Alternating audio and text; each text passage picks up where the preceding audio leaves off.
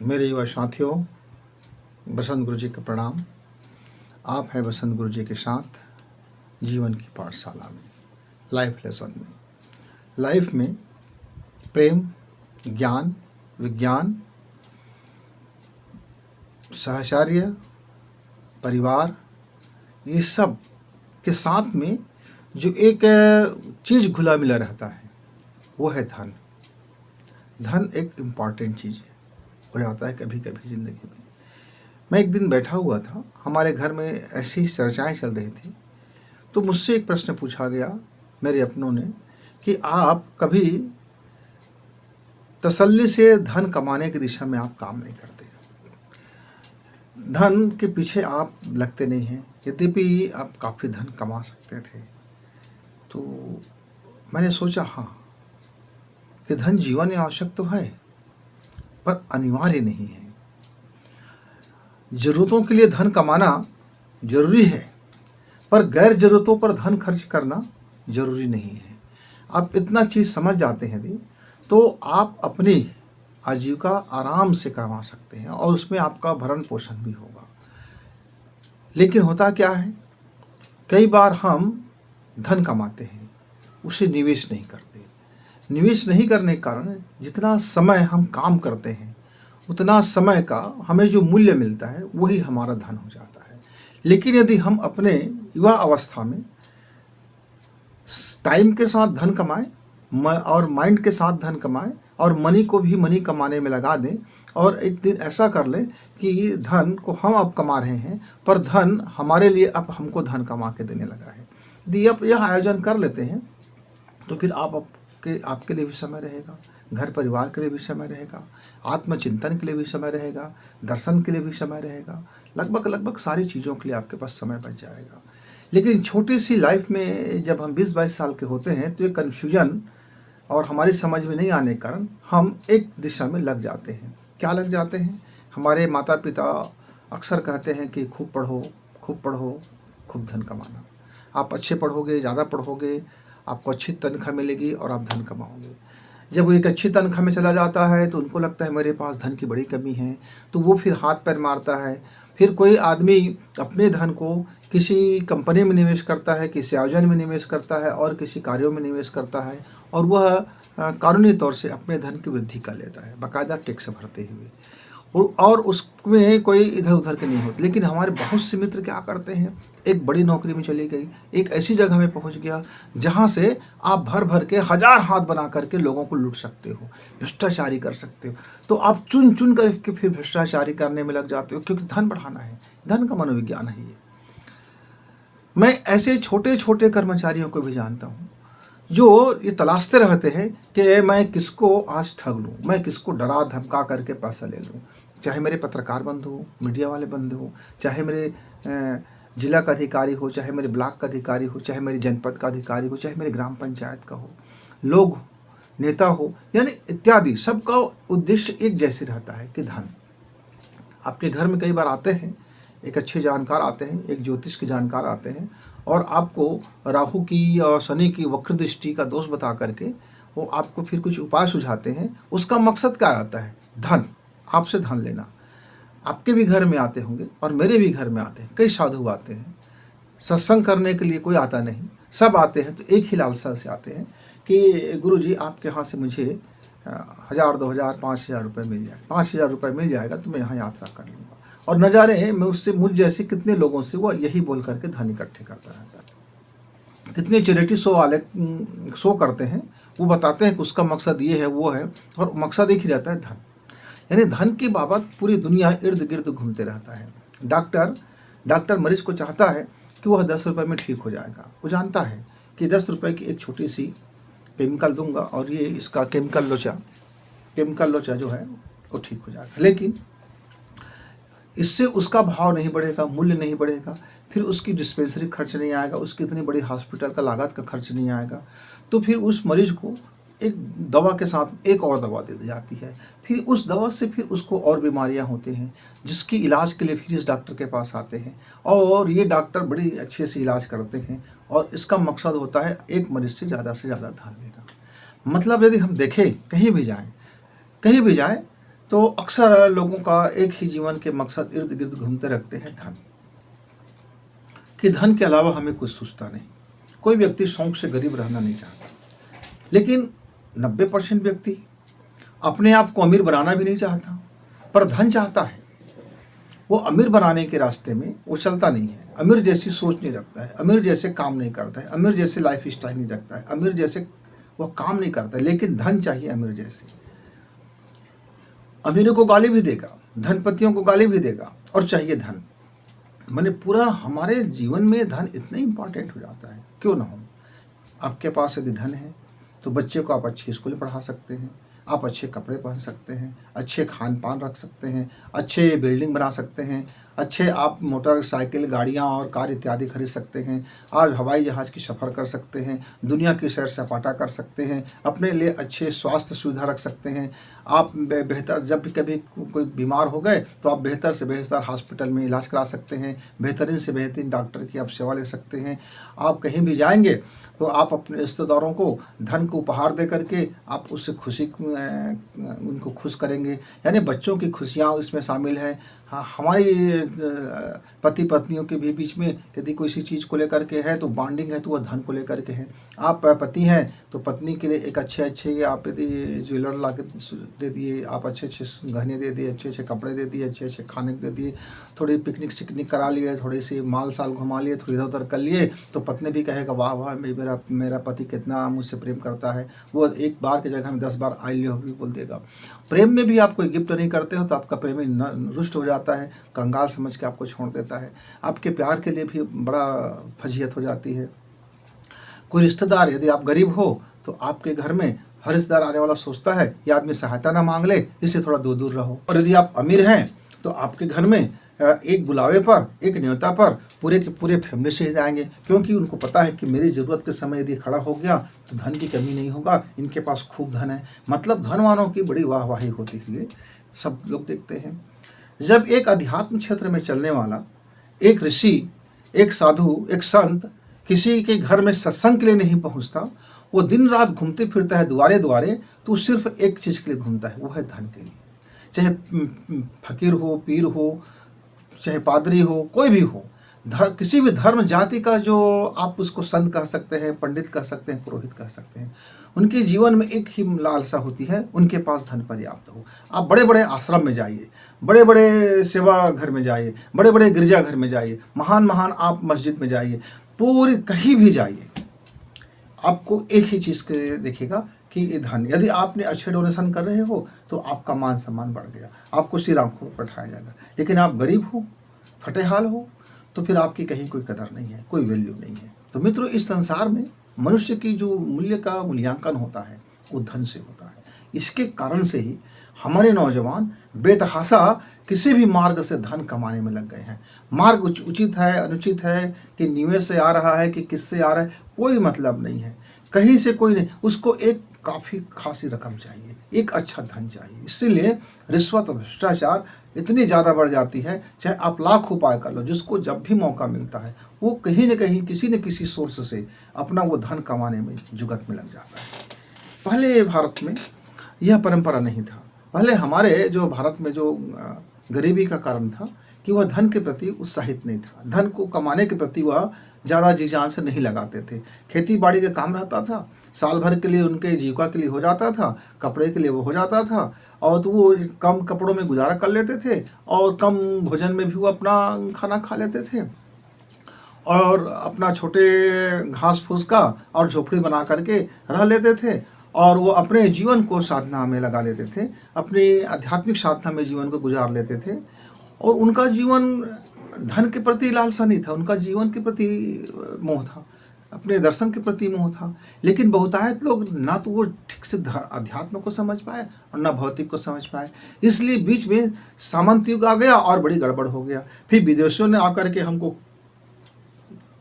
गुलाम बना लिया, और गुलाम बना लिया तो हमारी बेवकूफ़ी, हमारी मूर्खता कि मेरा घर लूटा जा रहा है और मैं भगवान से आंख बंद करके कह रहा हूँ कि आप आकर के मेरे घर को बचा लीजिए। अच्छा, वो आपका नौकर है, आएगा और बचाएगा। आपको 2 शरीर दिया है, बाजू में ताकत दिया है और एक दिमाग दिया है जो शक्तिशाली दिमाग है। आपके अंदर में एक साहस दिया है जो दुनिया का सबसे अद्भुत चीज़ है। आपके अंदर में सोच दिया है जो इस ब्रह्मांड का सबसे अनमोल वरदान है। आपके भीतर में वो सारी शक्तियाँ दे दी है, कुंडलिनी पावर दे दिया गया है, ऊर्जा का हब दे दिया गया है। वो और आपको क्या दे? आप भिखमंगाई करते रहो और आपका हमारा घर लुटता रहा, मेरा देश लुटता रहा और हम भगवान से भीख मांगते रहे कि आप आकर के बचाइए। मतलब ईश्वर हमारा नौकर बनेगा। आपने ईश्वर को ही नौकर बना दिया। इस सोच और इस भाव के त्रुटि होने के कारण मेरा देश का बड़ा क्षति हुआ। पर जो दूसरा पीढ़ी उत्पन्न हुआ उसने ये देखा कि इसमें शक्तिशाली क्या चीज़ें हैं। विदेश के लोग आते हैं और क्या कर लेते हैं? धन लूट के ले आते हैं, हमारी सारी संपत्ति लूट के ले जाते हैं। लोग आते हैं और हमसे लव संपत्तियां लूट के ले जाते हैं। बड़े अधिकारी बनते हैं, वो संपत्ति के लिए ही बनते हैं। तो पूरा मनोविज्ञान, साइकोलॉजी फिर धन की साइकोलॉजी हो गया। आज जिस युग में हम रह रहे हैं, ये जो साइंस का युग है, इस साइंस के युग में धन का और बहुत गजब का रोल हो गया है। आपको अंतरिक्ष कार्यक्रम करना है तो गजब का धन चाहिए। आपको बड़ा उद्योग धंधा स्थापित करना है तो धन चाहिए। आपको ऊंचे ओहदे में जाना है तो धन चाहिए।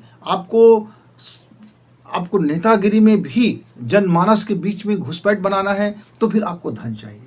क्योंकि आज की जो मतदाता है, आज की जो जनता है, आप उसको कितना धन दे रहे हैं, आप कितना उसको खाने पीने के लिए दे रहे हैं, आप कितना उसको मुफ्त में दे रहे हैं, आप कितना उसको क्या कर रहे हैं, और आपके पास कितना बाजू बल है, कितना आपके पास दिखाने के लिए बल है, कितने लोग आपके आसपास चाकरी करते हैं, कितने लोग आपको वाहवाही करते हैं। ये सब को देख करके झांसे में हमारी जनता अपनी मतदान करने लग जाते हैं, जो कि बड़ी संक्रमण काल है।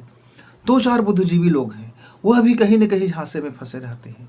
कुछ 2-4 जो समझते हैं, पर बहुमत का जमाना है, अल्पमत और बहुमत।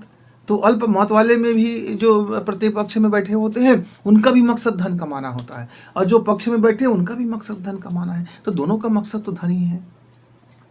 धन से वो जन कल्याण के जितने भी मार्ग है सबके लिए धन चाहिए। सड़क के लिए धन चाहिए, बिजली के लिए धन चाहिए, नदी को बांधने के लिए धन चाहिए। मतलब इसलिए भारी भरकम टैक्स ली जाती है गवर्नमेंट के माध्यम से, क्योंकि उनको धन चाहिए। और हम चाहते हैं कि हमारा जो धन है कानूनी रूप से वैध रहे, तो हमको भारी भरकम टैक्स देना पड़ता है। सभी टैक्स दाता, जितने भी करदाता हैं, जब टैक्स भरते हैं, अपने कमाई का 40% भरते हैं, 30% भरते हैं, 25% भरते हैं, 20% भरते हैं, तो उसकी अंतरात्मा रोने लगता है। उनकी आंखों में आंसू आने लगते हैं कि मैं कमाता हूँ, हाड़ तोड़ मेहनत करके मैं कमाता हूँ, और मैं सरकार को टैक्स ग्रुप में भर देता हूँ, और ये मेरा सरकार रेवड़ी की तरह बांट देता है, मुफ्त में लोगों को बांट देता है। लोगों को सुधार नहीं रहा है, लोगों को प्रलोभन, धन का एक छोटी सी टुकड़ा फेर करके उसको अपने तरफ से दुम हिलवा रहे हैं। जैसे आप मेरे घर में आप आएंगे, मेरा घर का कुत्ता मेरे घर रोज़ खाना खाता है, 2 से 3 वक्त तक खाना खाता है, बढ़िया से उसकी देखभाल भी होती है। लेकिन आप उसको एक छोटे से हड्डी या एक छोटे से मांस का टुकड़ा उसके सामने फेंक दो तो वो मेरा दुम नहीं हिलाएगा, वो आपके आगे पीछे दुम हिलाना शुरू कर देगा। क्योंकि आज उसको आपने फ्री में एक छोटा सा मांस का टुकड़ा, एक छोटा सा फ्री में आपने एक टुकड़ा फेंक दिया, और मेरा कुत्ता उस थोड़े से मांस के लोभ में वो आपके आगे पीछे दुम हिलाता हुआ वो आपके लिए लग जाता है। ऐसे ही जब ऐसे कुकृत्य को देखते हैं, ऐसे जघन्य अपराध को देखते हैं, टैक्स पेयर के अनुसार ये जघन्य अपराध है कि आपका गाढ़ी की कमाई का जो आप टैक्स भरते हैं उसको सरकार रेवड़ी की तरह बांट देता है, सिर्फ इसलिए कि उसको सत्ता में बने रहना है, सिर्फ इसलिए कि उसको और सत्ता चाहिए, सत्ता में आकर के वह और धनपति बन सके और अरबपति और करोड़पति बन सके। इसलिए तो धन की बड़ी महिमा हो जाती है। मेरे बच्चों ने जब मुझसे कहा कि आप धन कमाने के विषय में क्यों गंभीर नहीं रहते पापा, आपने धन को इतना छूता क्यों समझ लिया, तो मैं आपको बता दूं मित्र कि मैं धन को छूता नहीं समझता, पर धन का महत्व उतना ही मेरे लिए है कि जितना मेरे जीवन के लिए आवश्यक है। हाँ, मैं इस धन के पीछे पागलपन की तरह नहीं लगा। यद्यपि योग्यता तो थे, लेकिन मेरे पास योग्यता था कि मैं ये सोचता था कि मैं अपना जो जीवन को किस तरफ लगा दूं, या धन कमाने के लिए या जीवन को डेवलप करने के लिए। जब आप लाइफ को विकास करते हैं तो उस लाइफ के विकास में धन की भी जरूरत पड़ती है। तब हमने अपने ज़रूरत के अनुसार से धन कमाया, धन को निवेश भी किया, और धन हमारा धन कमाता है, धन हमारे लिए धन कमाता है, और हम अपने लाइफ को इन्वेस्टमेंट करते हैं, और अपने टाइम को भी निवेश किया, अपने थॉट को भी निवेश किया, और अपनी कलाओं को भी निवेश किया। इस तरह से हम कम श्रम करके अपने लिए धन ले लेते हैं। अब बच्चों की खुशियों के लिए ज़रूरी है, शिक्षा के लिए ज़रूरी है, कपड़े के लिए ज़रूरी है, सबके लिए ज़रूरी है। लेकिन आप बेतहाशा यदि धन में ही लग जाओ, बिना धन को समझे, तो वो धन भी आपको एक दिन खा जाता है। धन का अहंकार आपको ले डूबता है। आप धन के मद में आकर के कुछ के कुछ कर बैठते हो। आप धन कमाने के चक्कर में अपनी लाइफ को, अपनी कला को, अपनी विद्वता को कहीं ना कुछ न कुछ कर बैठते हो। आप ऐसे हरकत कर बैठते हो कि फिर वो धन आपका कोई काम का नहीं जाता।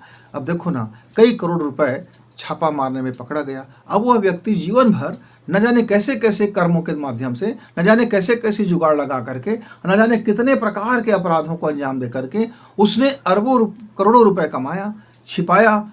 अब उसको आ गए, रेड पड़ा, पकड़े गए। अब हो गए ना ठन ठन गोपाल।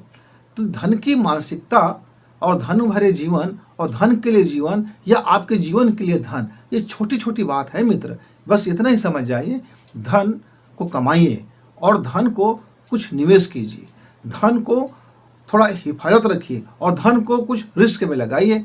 इस तरह से फिर आगे चल करके, यदि आप युवा अवस्था हैं तो फिर आपका धन निवेश करने का सही वक्त है और कमाने का, क्योंकि आपके पास एक निश्चित आमदनी का जरिया हो जाए तो आप जितने समय में, जितने अपने बुद्धि के बल को आप धन कमाने में लगाएंगे। मतलब उदाहरण के लिए, एक डॉक्टर की सैलरी 1 लाख रुपए की है, वह 6 घंटा देता है, उस 6 घंटा की कीमत उसका 1 महीना का 1 लाख हो गया।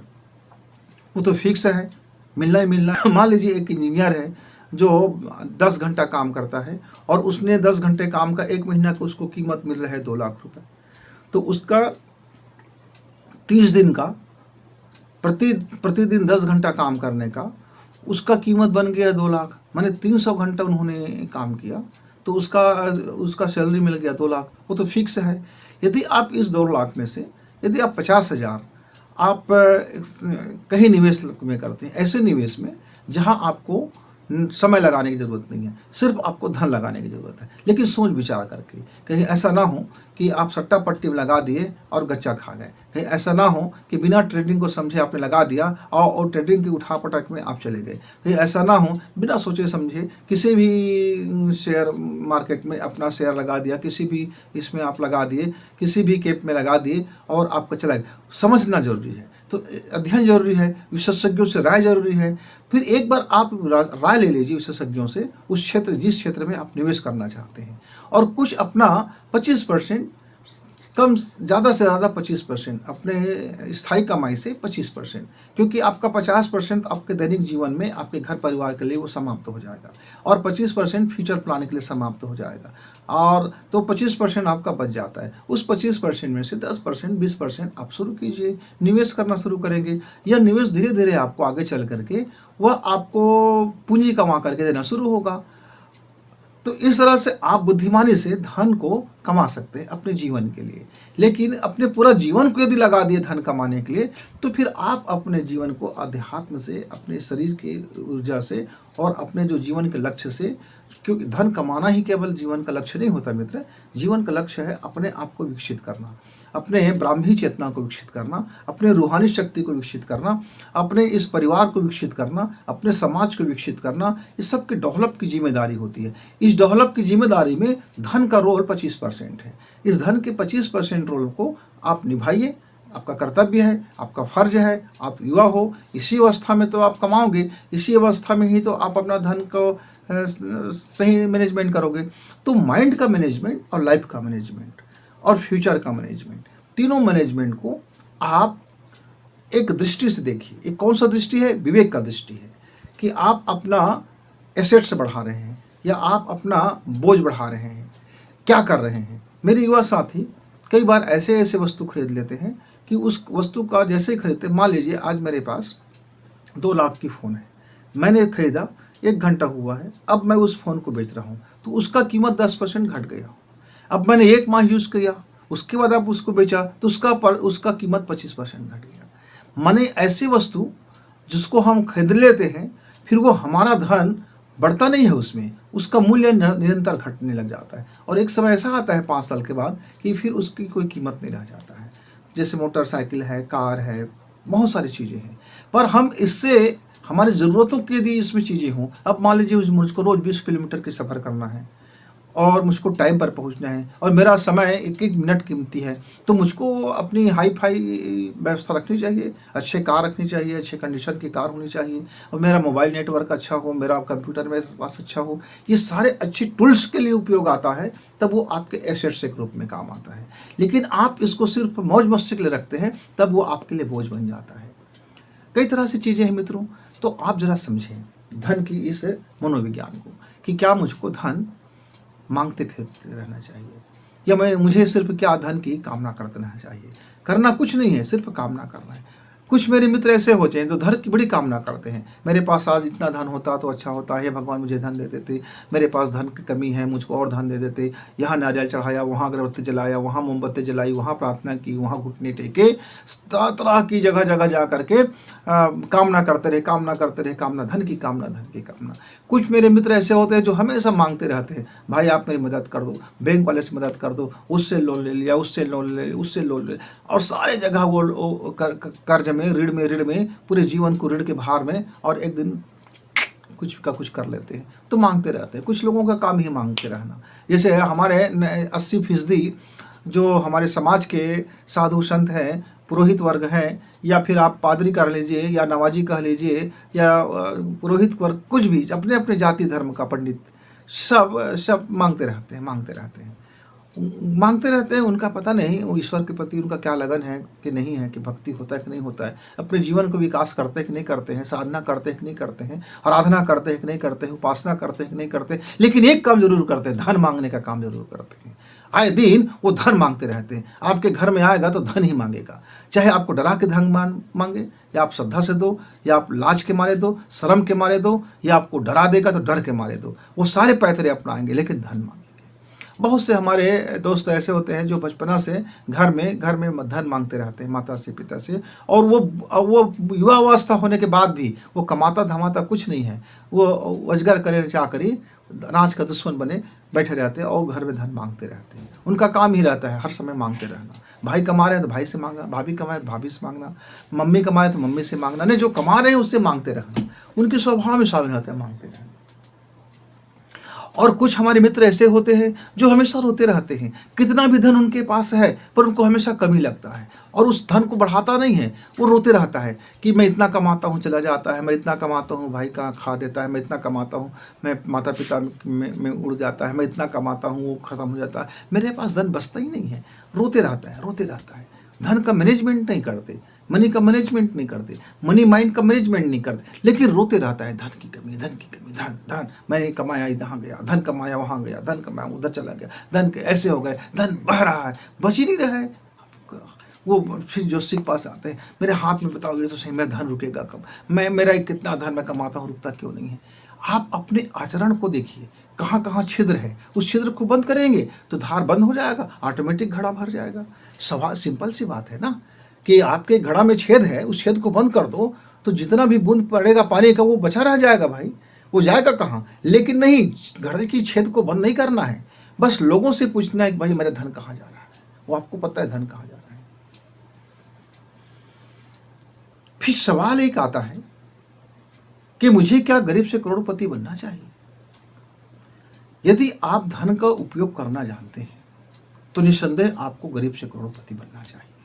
यदि आप धन का मैनेजमेंट जानते हैं, यदि आपका माइंड धन वाला माइंड है, और आप इस धन से विश्व का भलाई चाहते हैं, जन कल्याण चाहते हैं, आप चाहते हैं आपके साथ साथ हजारों व्यक्ति की जीवन का स्तर ऊपर उठ जाए, आप चाहते हैं कि आपके साथ साथ कई व्यक्तियों का जीवन का दशा और दिशा बदल जाए, तो आपका गरीब से करोड़पति बनने की चाहना, पीछे में लग जाना और अपने माइंड को उस तरह से सेट कर लेना बिल्कुल वाजिब है और करना भी चाहिए। लेकिन आपको यदि धन की कीमत नहीं पता है, धन की वैल्यू नहीं पता है, धन की उपयोगिता नहीं पता है, तब आपका गरीब बने रहना सबसे ज़्यादा अच्छा है, क्योंकि तब आपका धन नुकसान करेगा, धन आपको आतंक की दिशा में जाएगा, धन से तब आप आतंक फैलाएंगे, धन को आप दुरुपयोग करेंगे और धन से इस संसार की बर्बादी के रास्ते में जाएंगे। ऐसे मनुष्यों को गरीब रहना ही ज़्यादा उचित है, क्योंकि वो धन की कीमत नहीं जानता। जो धन की मूल्य नहीं जानता उसको धन प्राप्ति करने का कोई मौलिक अधिकार नहीं होनी चाहिए, उसका कोई सामाजिक अधिकार भी नहीं है, उसका कोई नैतिक अधिकार भी नहीं है, उसका कोई धार्मिक अधिकार भी नहीं है। इसीलिए मित्र, धन का यदि आप मूल्य जानते हैं, धन का यदि आप गति जानते हैं, धन का यदि आप सदुपयोग जानते हैं, धन को लगाने का तरीका जानते हैं, धन को निवेश करने का तरीका जानते हैं, धन को आप उद्यम करते हैं, तब आपका गरीब से करोड़पति बनना आपका हक है। आपको बनना भी चाहिए, आपकी सफलता भी मिलेगी और आप बनेंगे भी, क्योंकि आपका अब माइंड वह अरबपति माइंड बन गया है। आपका माइंड अब वो गरीब माइंड नहीं है, आपके स्वभाव में अब वो गरीबी नहीं है, आपके जीने के तरीका में वह अब माइंड जो है अब अरबोपति वाली माइंड बन गया है। तो आप गरीब रह ही नहीं सकते, फिर आपको धनवान बन ही जाओगे। मित्रों, ये छोटी छोटी जो हमने बातें कही, आप इसमें समझिए कि धन की आवश्यकता क्यों है, कहाँ तक है, किस हद तक है, और जितनी आपको धन की आवश्यकता है, जिस काम के लिए है, वाजिब यदि है, तो आपको उतना धन कमाने के पीछे लग जाना चाहिए। योजना बनाइए, देखिए आपके पास कितने टाइम वाला मनी है, कितने समय में आप कितना कमाते हो, और कितने धन को आप निवेश करके अपने धन को धन कमाने के लिए लगाते हो। आपने मन को, अपने समय को, अपनी ऊर्जा को समय के साथ बिताया तो किसी ने आपको धन दिया, मतलब आपको सैलरी दी। अब आपके पास जो सैलरी आ गया है, अब कितना को अपने लिए खर्च करोगे, कितना को फ्यूचर प्लान में करोगे, उसके लिए विशेषज्ञ से राय लेकर के आप अपनी निवेश को कीजिए। उससे आपका धन कमाता रहेगा, और आपका जो मनी माइंड है, और आपका जो ग्रोथ माइंड है, और आपका जो मिलेनियल माइंड है, वो ये सब मिल करके आपको विकसित मनुष्य बना करके, डेवलप बना करके आपको एक शानदार मनुष्य बनाएगा, नैतिक मनुष्य भी बना रखेंगे, चारित्रिक बल भी रहेगा, और आपके पास धन की भी कमी नहीं होगी। इसलिए ज़रूरत के अनुसार निश्चित तौर से हम सबको धन कमाना चाहिए। कमाने के पीछे में कोई गुरेज नहीं, कोई परहेज नहीं, पर धन कमाने के तरीका जरूर सही हो। बस इन्हीं बातों के साथ मैं अपनी वाणी को विराम देता हूँ।